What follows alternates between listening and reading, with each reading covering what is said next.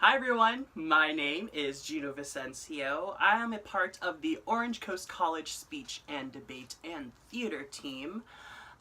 We are a forensics team that specializes in interp events like dramatic interpretation and theater events like Reader's Theater. We also do debate events like parliamentary debate and IPDA. Wait, speaking of IPDA, we'll be watching one today by my teammates Jon Paley and Cameron Pettus. So, without further ado, let's enjoy a debate. 5 minutes on the clock, whenever you're ready. Yeah. 5 minutes on time starting now. So hello everybody watching. Thank you for joining us today so that we can have this debate. Today we just got the resolution, this House would ban TikTok. So just a few things before we get right into my points. My first thing is going to be defining some terms. So for this debate, we're going to define this House as the US federal government. And we're also going to define ban as officially exclude someone from a place. So in all, the US federal government would officially exclude someone from TikTok. And I think this is a policy debate based off of net benefits, because this resolution implies that somebody would be doing something or putting a policy in place, as well as net benefits is just who gains the most amount of benefit from either banning or keeping TikTok active. Now, without further ado, let's get right into it. My first point is that TikTok enables dangerous communities. And I have two communities that I'm going to talk about here. The first of which is going to be white supremacy circles. So according to CNN from August 14th, 2020, the Anti-Defamation League is citing accounts using white supremacist symbols, terms, and slogans, oftentimes using extremely derogatory terms, oftentimes using racial slurs, and other sorts of things like this. Now, where this gets really harmful is that TikTok is made to spread an absurd amount of information as fast as possible. And if white supremacist circles are actually gravitating towards this platform, it's because it's really effective at doing this. And not only does it keep them protected being within TikTok, but also on top of that, it allows them to spread their message and gain new listeners, gain new people to access as much as possible. And Vice on December 18th, 2020 talks about why this is so bad, saying that these groups radicalize people and harm marginalized groups. And oftentimes they even advocate for things such as violence against marginalized groups as well. So when we see that this is the case, we can see that TikTok actually enables white supremacy groups to exist on there and to even grow and become stronger.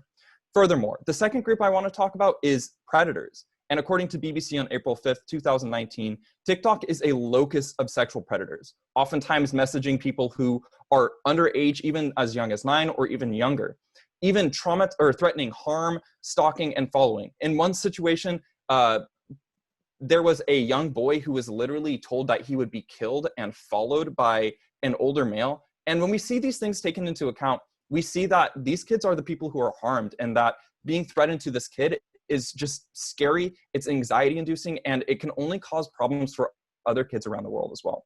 BuzzFeed on June 26, 2020 says TikTok is actually very lazy at getting after this issue, saying multiple accounts of predators are not being banned, pedophilic videos are not being taken down, and essentially what this leads to is a lack of accountability on groups that are really harmful from TikTok.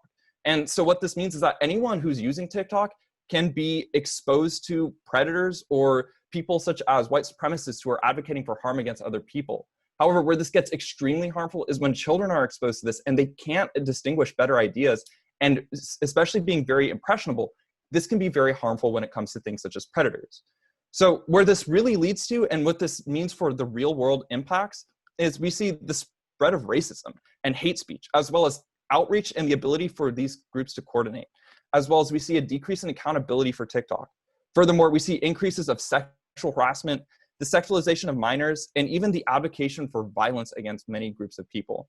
All of this put into account shows that TikTok actually propagates violence, harmfulness, and hate speech, and all of this is just not a good thing.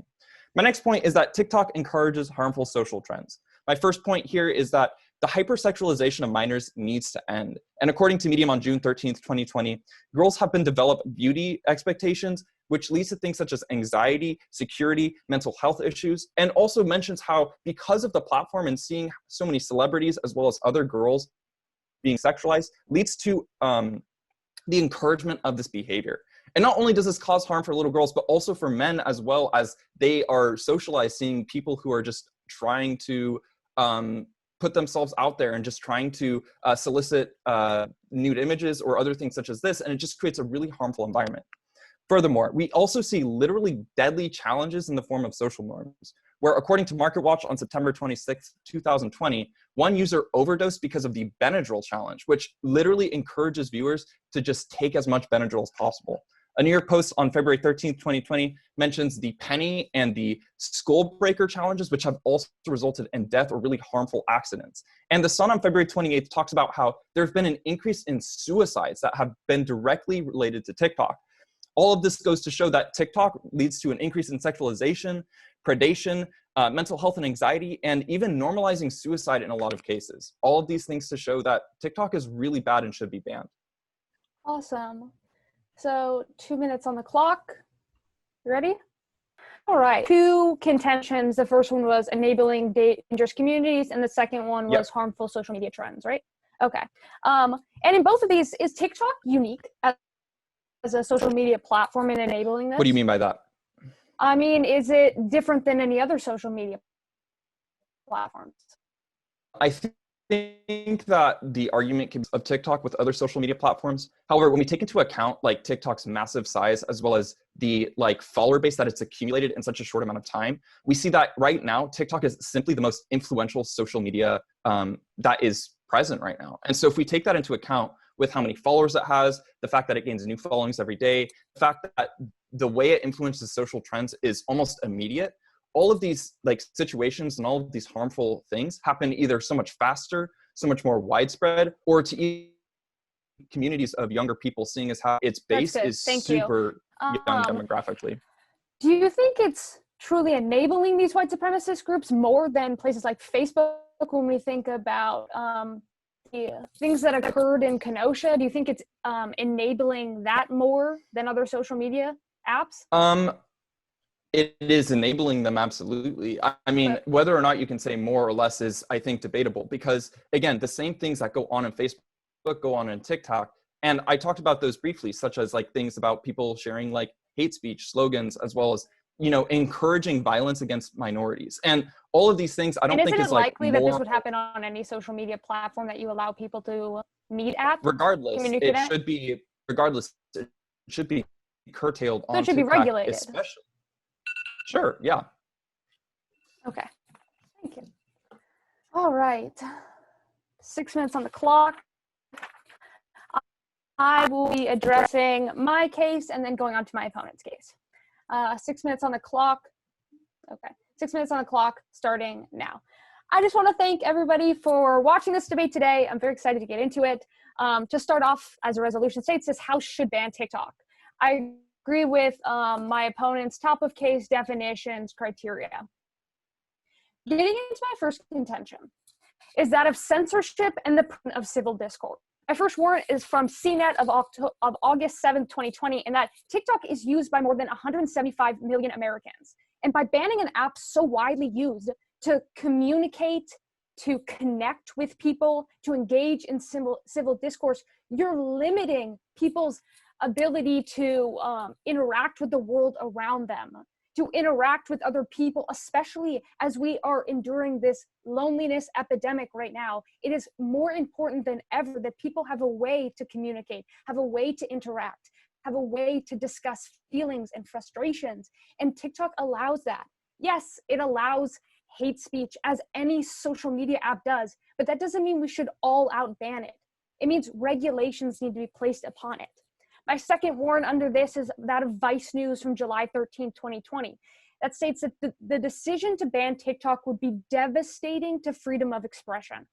The app is used to allow people, as I stated, to express themselves, to create content, to communicate about politics and about eating disorders and trauma, to engage with other people from their community who can relate to their experiences. This is an incredibly vital thing, especially as we're going through a pandemic where everyone is separated. Of course, the app is becoming more popular because people want to interact. They want to communicate with each other. And TikTok has allowed 175 million Americans to communicate and engage with each other. And this is incredibly important.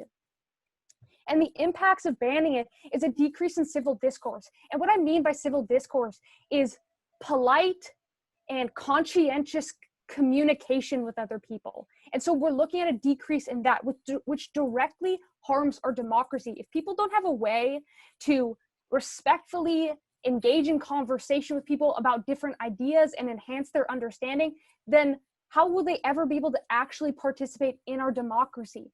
As well as the fact that banning an app that allows civil discourse can directly lead to further to authoritarian rule. We look at this, just starts a new precedent, a dangerous precedent, that our government can ban our ability to communicate with each other. And as I mentioned earlier, loneliness. This is incredibly vital. So we're going to be looking at an increase in loneliness with banning this, a decrease in quality of life by taking away people's ability to interact and engage with each other, which is what our lives are about. It's about communication. It's about making friends and having conversations about important things. So I will be advocating for a separate plan, an alternative plan.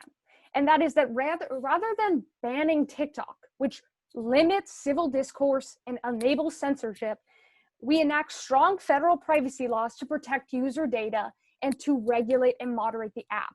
These are things that can be done. These are things that can be done fairly easily if the government cracks down on it. But all out banning an app that people engage and discuss in is going to, as Vice News states, directly harm freedom of expression. According to the New York Times of July 14, 2020, it would be much more beneficial to regulate the app and ensure it's ethically governed than to all out ban something that so many people utilize. And for those reasons, we should not be banning the app. Getting to my opponent's argument. My opponent's first argument is that of enabling dangerous communities, but this is a non-unique argument. This happens on every social media platform. We think about the problems associated with Facebook right now. Facebook has been in the news for months over the fact that they refuse to limit and moderate dangerous communities, especially when we think about what occurred in Kenosha with the shooter, with the white supremacist shooter. All of these things, white supremacy symbols, harming radicalized groups, all that happens on Facebook. What we need, as we have pressed Facebook for, is moderation of this content. Not to ban people from being able to communicate, but to moderate that communication to ensure that it isn't harming people. As well, we get into this idea of predators and that the fact that TikTok is a locus of sexual predators. Absolutely. Where there are kids, there are predators. But once again, this comes back to an idea not of banning, not of absolutely taking away a person's 175 million people's ability to engage in communication, but to moderate it so that we can see a decrease in the spread of racism and hate speech and a decrease in sexual harassment. But once again, we have to understand the idea that these things are inherent in society. What we can do is moderate them, but to completely ban an app because of enabling dangerous communities, when other social media apps do that as well, is not only unfair, but you're limiting freedom of expression. My opponent's second argument is harmful social trends. Beauty expectations have been around forever. They continue to be around on Instagram, on Facebook, on Twitter, on Snapchat. Beauty trends, beauty expectations are everywhere. TikTok is no different. And once again, this is a non-unique argument. We're looking at creating deadly social trends and an increase in suicide.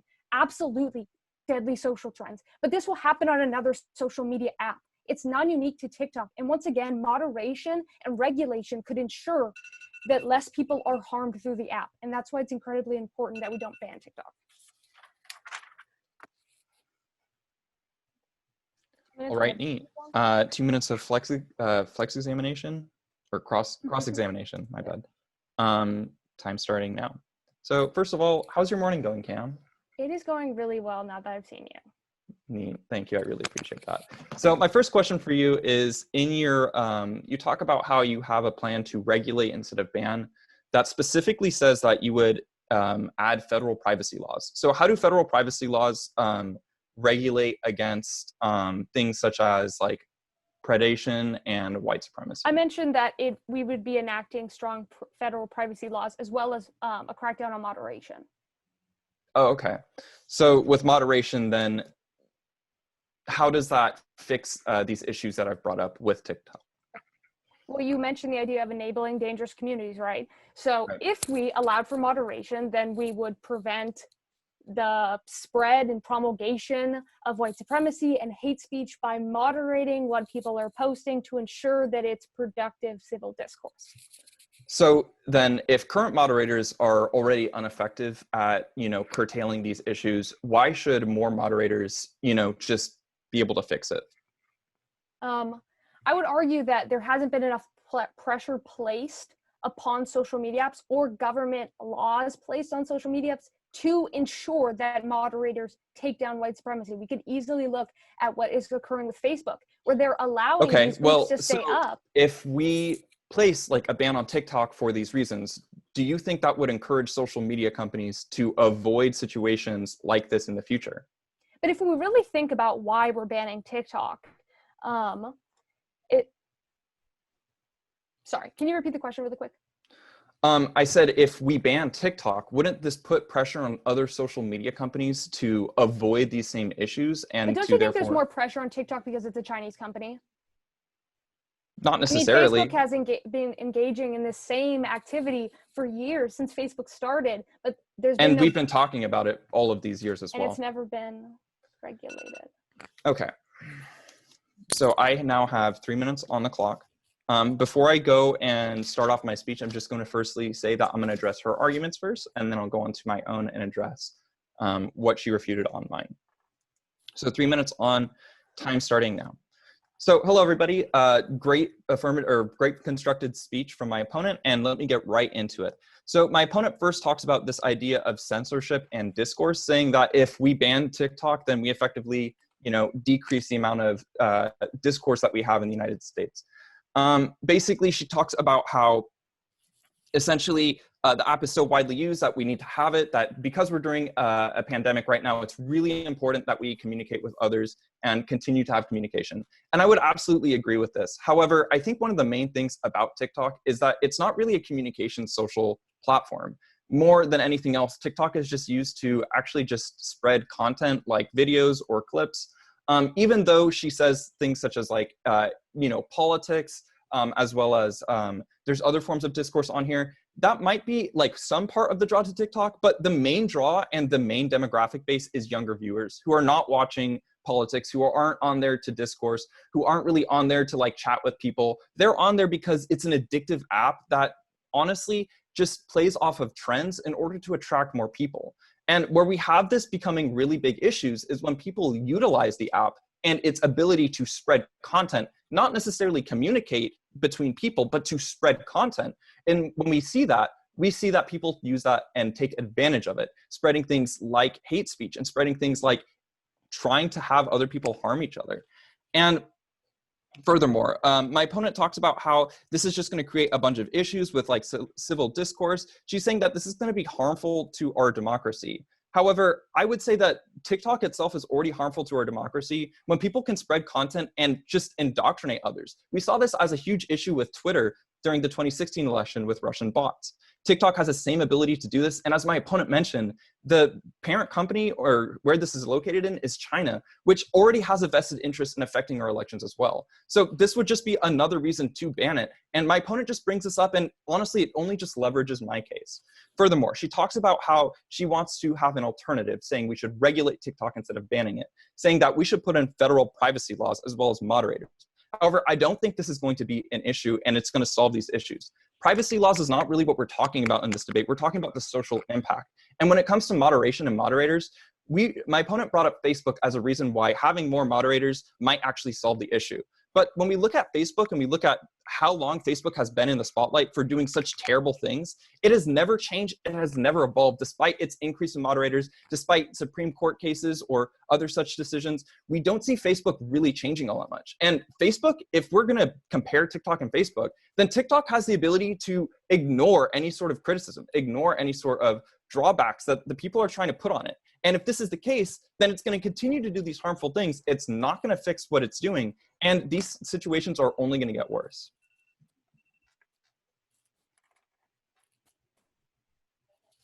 All right. I will be addressing my own case, then getting into my opponent's case again, and then going over some voters.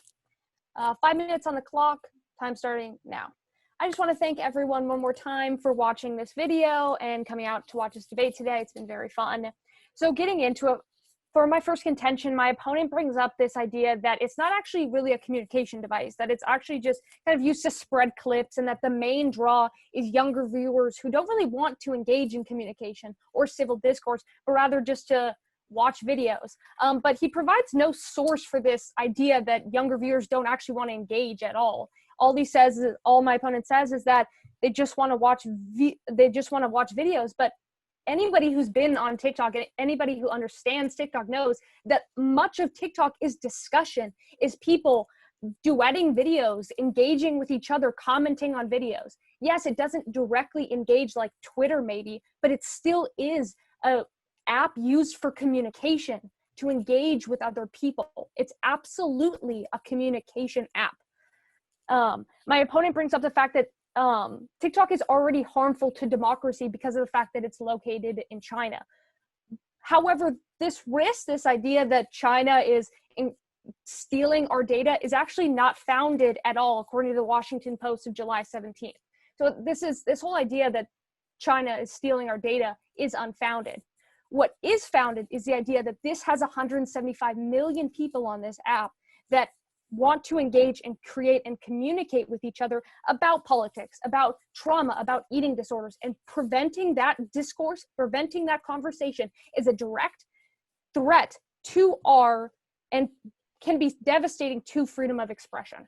This is an incredibly important idea when we think about what makes a democracy. A democracy needs to be founded in civil discourse, in the ability we have to engage with each other, enhance our understanding of topics. And that's what TikTok allows. And that's why banning it would lead to a decrease in our democracy, potentially leading, as I mentioned, with this dangerous precedent it would set, to authoritarian rule for allowing governments to just ban social media apps that they don't like. This is an incredibly slippery slope we're going down, and it's limiting our democracy and civil discourse. And that's why it's more harmful than enabling these groups.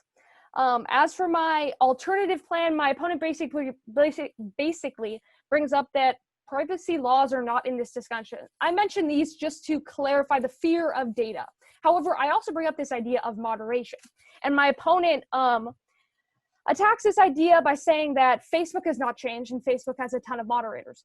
Facebook has never been formally or through a law forced to moderate all the content, moderate the white supremacists, moderate predators. There has been social pushback on it, but they've never actually had to do it from the government. What I am advocating for is government regulation of the app to ensure that moderation occurs, that people aren't able to spread hate speech and predators aren't as easily able to connect with younger viewers.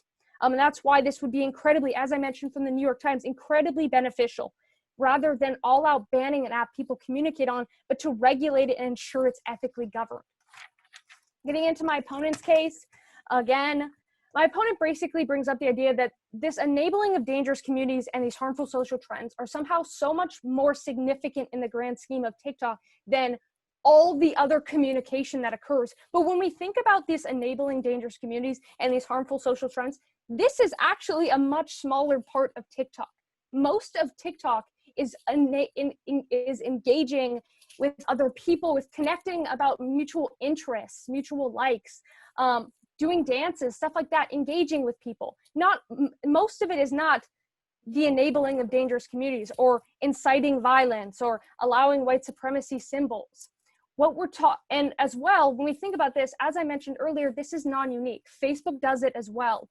Twitter has it. Instagram has it. We can't ban every social media app because some people use them inappropriately. What we need to do is moderate them, which is why this debate today comes down to the idea of democracy, the idea of net benefits. And I'm talking on my side about a decrease in democracy, a decrease in civil discourse, a decrease in quality of life, and an increase in loneliness. And this doesn't weigh out to the very small and non-unique impacts that my opponent has brought up. And for those reasons, we should be voting to not ban TikTok today.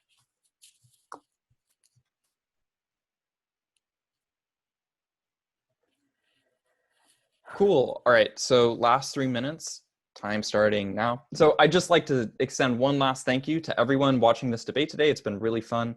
One last time, the resolution is this House would ban TikTok. Now, I'm just going to address a few things my opponent's talking about. One of the things my opponent brings up as a huge argument, this comparison between TikTok and Facebook, essentially saying that Facebook has failed to uphold good standards for its community. And I think, though, if we see the amount of power that Facebook has because of its viewership, because of the amount of data it has, because of all these other things, then we know that Facebook hasn't changed very much, as my opponent says.